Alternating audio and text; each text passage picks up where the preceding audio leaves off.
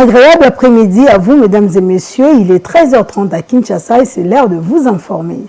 Le président de la République, Félix-Antoine Tshisekedi Tshilombo, est attendu ce mercredi 16 août 2023 à Luanda, en Angola, où il va passer la présidence tournante de la communauté de développement de l'Afrique australe, SADC, en sigle, à son homologue angolais Joao Lourenço. Que faut-il retenir du mandat du président de la République démocratique du Congo au règne de la SADC? Félix Tshisekedi a obtenu pour la RDC l'autorisation du déploiement de troupes spéciales de la SADC en vue notamment de combattre le M23 supplétif du Rwanda à l'est du pays. Suivez les détails.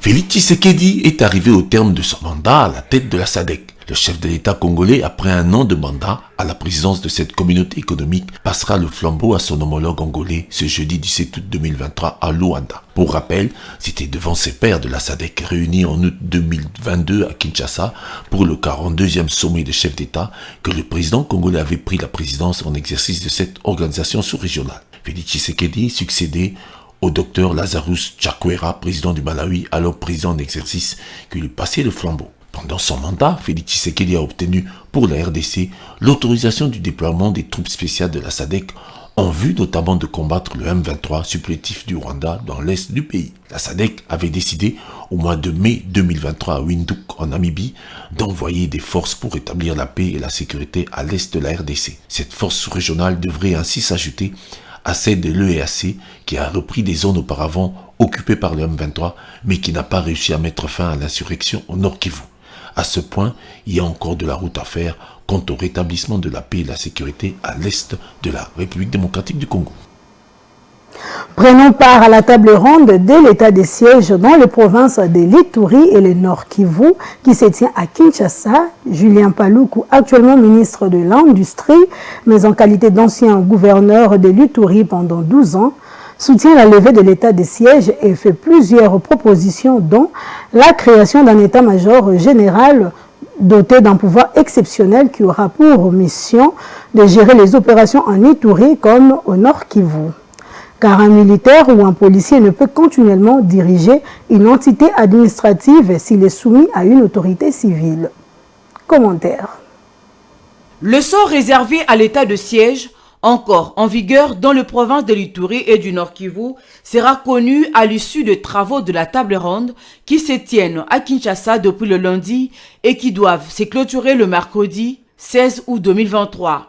Deux voix s'élèvent pour appeler à la levée de cette mesure d'exception. Julien Paluku, en sa qualité de politologue et chercheur en management de conflits armés, fait partie de ceux qui soutiennent la levée de l'état de siège. Il faut simplement mettre fin à l'état de siège.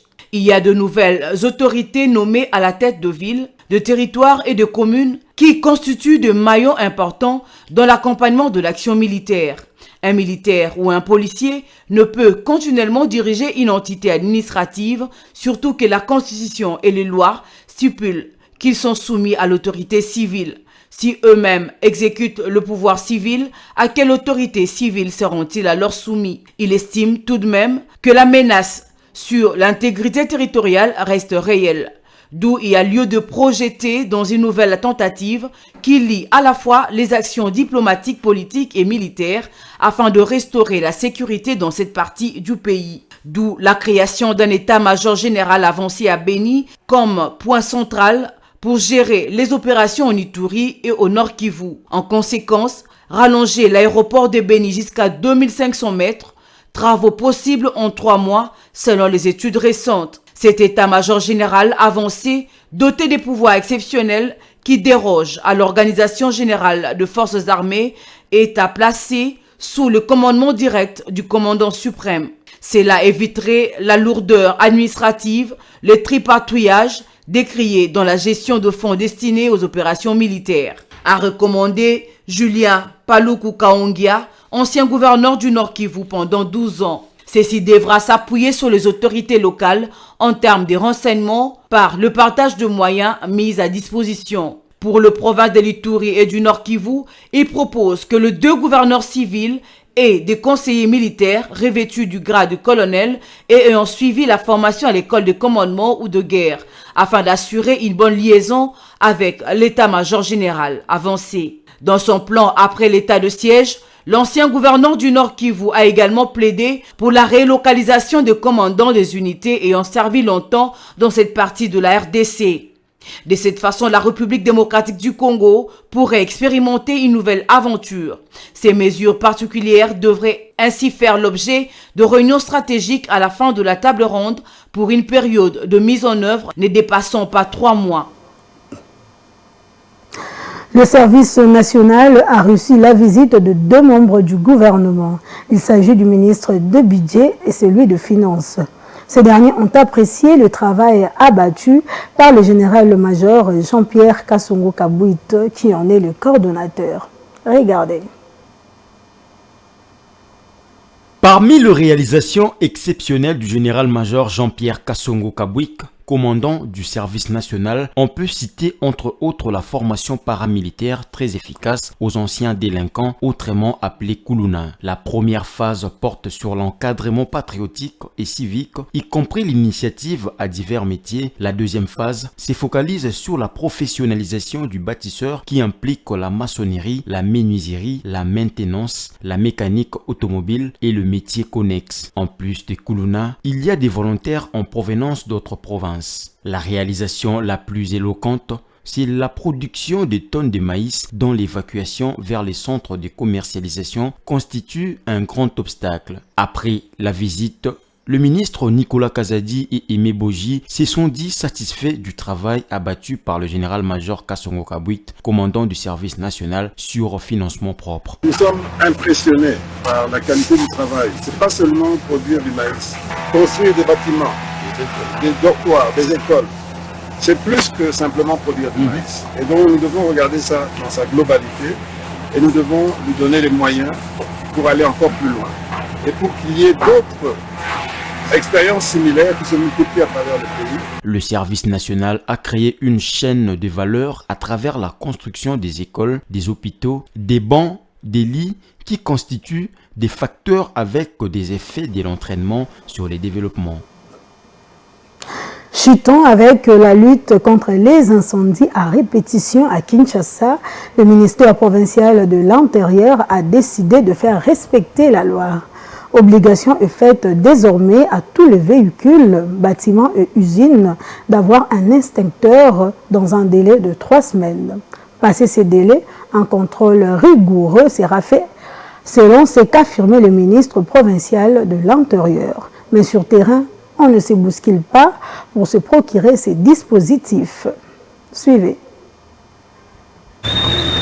2 jours se sont écoulés depuis que l'autorité provinciale a pris la décision de rendre obligatoire les extincteurs dans tous les bâtiments et véhicules de transport en commun. Dans certaines entreprises spécialisées dans la prévention incendie, les clients ne se bousculent pas. C'est ici qu'on vend des extincteurs et autres dispositifs anti-incendie. Les rares clients qui viennent acheter sont des sociétés. La culture des extincteurs n'est pas encore ancrée dans la mentalité congolaise. Pourtant, le prix d'un extincteur pour véhicule, par exemple, ne s'élève qu'à 15 $. Dans la commune de Limete, au quartier industriel de Kinshasa, plusieurs entreprises installées dans ce coin de la capitale sont pour la plupart dépourvues d'extincteurs. Pourtant, on trouve ici des entrepôts de carburant, des dépôts de friperies et des usines utilisant le matériel hautement inflammable. Nous, on ne savait même pas qu'il y a un contrôle qui arrive.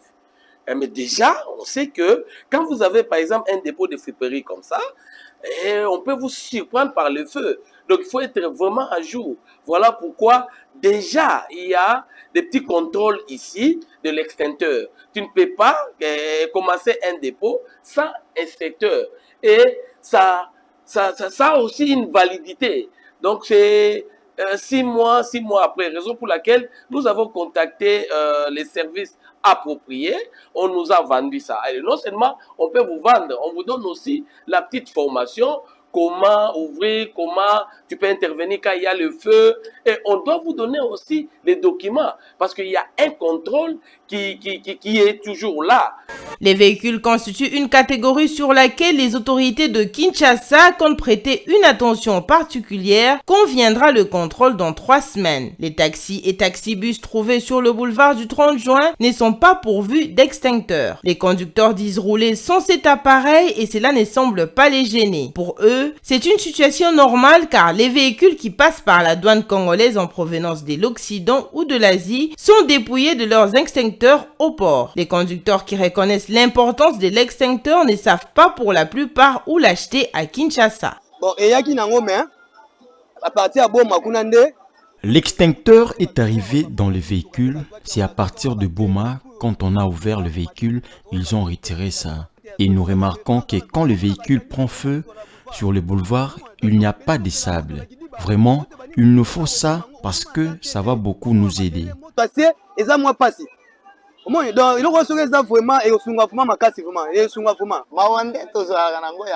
C'est le malheur que nous avons quand il y a le véhicule qui prend feu.